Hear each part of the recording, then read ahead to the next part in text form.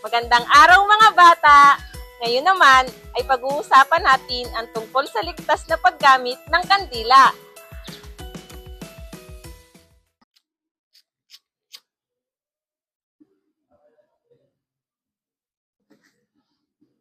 Ang kandila ay nagbibigay liwanag, lalo na kapag walang kuryente. Pero tandaan, ito ay may apoy, kaya dapat mag-ingat.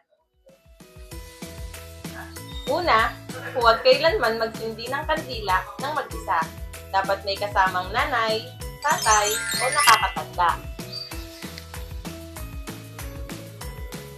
Pangalawa, ilayo ang kandila sa kurtina, papel, damit, at iba pang madaling masunog. Kapag masyadong malapit, maaaring magsimula ang sunog.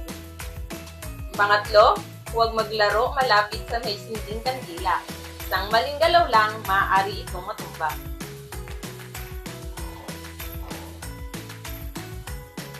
Pang-apat, patayin ang kandila bago matulog o umalis ng bahay.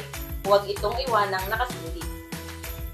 At tandaan mga bata, ang apoy ay hindi laruan. Kapag may nakita kayong delikadong sitwasyon, sabihin agad sa nakakatanda.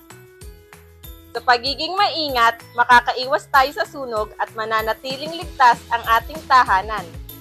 Ingat!